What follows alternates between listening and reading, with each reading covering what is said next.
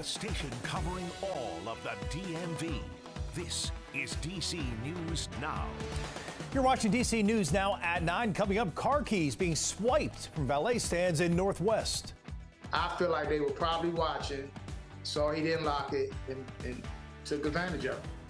Yeah, just about the last thing you ought to hear wrapping up a dinner date. Ahead tonight, how DC leaders now are addressing this problem. Plus, plans for commercial flights out of Manassas could be taking off, but with all the benefits come concerns. We break down what a future with flying could look like in the Virginia city. All right, your top stories in just moments, but first, a check on that forecast and what's looking like a brutally hot week ahead. Good evening, and thank you so much for joining us tonight. I'm Tasmin Mahfouz. Hi, everybody. I'm Chris Flanagan. It is a summer of extreme weather. We're breaking record after record. Let's check in now. Chief Meteorologist Janessa Webb. Yeah, Janessa, and that heat wave coming up this week, it's no joke. Yeah, that doesn't happen until Thursday and Friday. We have many other elements beforehand, like severe weather that we are watching as we go into tomorrow afternoon. A slight risk of severe storms throughout your afternoon, and then after that, we start to kind of dry out and heat starts to build. On Wednesday evening going into your Thursday, that's when we start to take that left turn into temperatures feeling like we're in the upper 90s. And then by Friday, so you can just plan ahead here, looking at triple digit warmth, feel like temperatures near 105 and 110. Right now, partly cloudy conditions out towards the Roslyn area, clear skies across most locations, but we do have a few storms that continue to bubble up towards Front Royal into the Culpeper area. This is the main story, with more storms expected as we go into Tuesday. So Front Royal right now, moderate to strong winds across that region. But here's that stormy activity that we're going to be watching for the next 24 hours as it shifts well towards the east. That kind of orange color that you're seeing, those are heat advisories. So all the warmth is still well in the Pacific Northwest. Highs this afternoon, very mild compared to the last couple of weeks where we've been sitting into the 90s. Let's track in those storms coming up, guys. All right, Janessa, developing now at 9. DC's acting police chief and mayor are addressing a rise in car thefts. Yeah, in just the last few days, thieves targeted 2 different valet stands downtown, getting away with several keys and at least 1 car. Our Daniel Hamburg is live at City Center, D.C. in Northwest. And Daniel, that's where the most recent theft happened yesterday. This meaning, Chris, I'm standing in front of Del Frisco's Double Eagle Steakhouse here on I Street. While people were inside enjoying their dinner and the company Saturday night, thieves were outside taking advantage of the valet workers. 3 hours into dinner with friends from out of town, Jamie Tyler found out his keys were stolen from the valet, not associated with the restaurant, but City Center, D.C. I was furious, number one, but I didn't think it was gone because ironically, I didn't leave it out front this time. He asked the valet workers what happened. I guess he was attending to a car pulling up, and I guess he didn't lock the actual box back. They said a young man just ran up and just started rummaging through the box and took all the keys that he could get. Tyler says the suspect hopped in a car and drove off, getting away with his Maserati keys and 3 other keys. It's frustrating to us as hardworking citizens in D.C. and Maryland, and we can't even go to a nice restaurant without something like this happening. 2 days earlier, less than half a mile away, the valet run by Guardian Parking in front of Kitchen and Cocktails was hit. Police say up to 4 men in a car pulled up, and while one distracted the doorman, others broke into the key box and stole the keys to several vehicles. Police Chief Pamela Smith addressed the thefts today. Our community engagement officers have been going out to the businesses and with where our valets are located to ensure that they look for a different place or measure in order to put those keys so they're not readily accessible to someone to actually walk up and grab it. A former D.C. police detective himself, Tyler isn't taking any chances. I'm personally not valeting anymore. I'm done. Like, I'll park myself or I just catch a ride. Now, I did reach out to Del Frisco's. The COO of Del Frisco's says while the valet stand is run by City Center, D.C. and a separate parking company, that company did offer reimbursements for the valet fees, the replacements for those key fobs, and they also offered Uber rides that night. I also reached out to Guardian Parking, which runs the valet stand in front of Kitchen and Cocktails. I have not heard back yet. We're live in Northwest. Daniel Hamburg, DC News Now. Daniel, thanks. All new tonight soon. Dulles and Reagan National may not be your only options in Northern Virginia when planning your next getaway. Tonight, Manassas just voted to transform its regional airport into a commercial airline hub, eventually adding dozens of flights to the area. Our Northern Virginia Bureau reporter Max Marcilla joining us live tonight from Manassas. And Max, this could really have some big implications.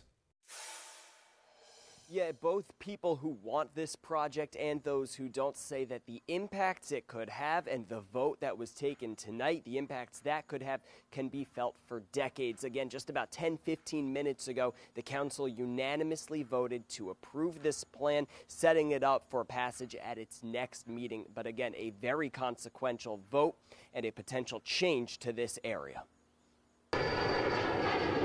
Soon it could be larger aircrafts taking off from Manassas Regional Airport, a space that right now is the largest non-commercial airport in Virginia. But that could soon change. We've never had an opportunity like this before, to be honest. This is the future the Manassas City Council had to consider. A plan for the company Avports to invest about $75 to $125 million to transform the airport in two phases. First, renovating what's there, and then expanding by at least 25,000 square feet, all with the intent to add commercial flights. I typically go to Dulles or Reagan, and on those drives, sitting in traffic, I daydream of like having an airport 10 minutes away to fly out of to these same places, right? Future flyers are excited for what this could mean for their vacations and getaways, and the business sector is optimistic this could expand the city's economy. Growing the economy is number one in what an airport expansion does.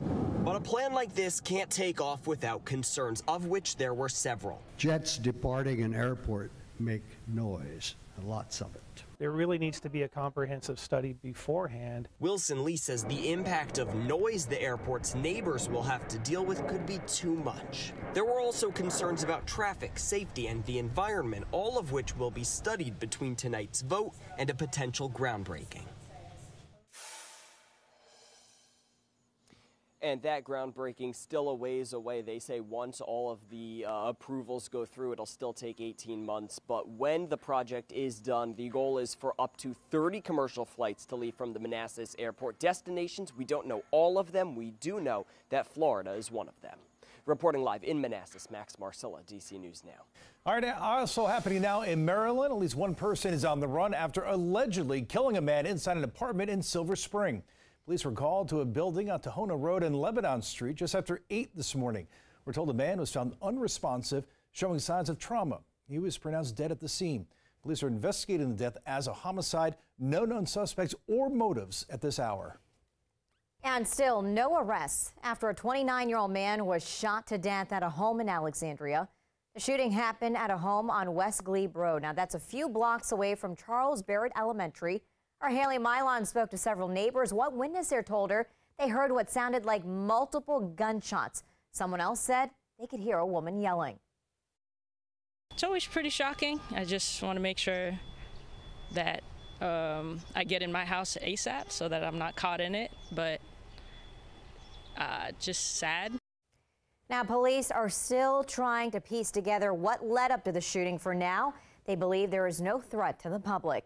And new tonight, a program for people with disabilities in Prince George's County was awarded a $800,000 federal grant today. Yeah, the ARC in Prince George's County has served this community for 70 years. They say this funding is needed now more than ever. Yeah, our Yamari Sase spoke to lawmakers and leaders about the impact this funding will have. For years, the ARC in Prince George's County has been a resource center, an advocate, and a safe space for people with disabilities right here in the county. Today, they got more than $800,000 to improve the lives of people of color within the disabled community.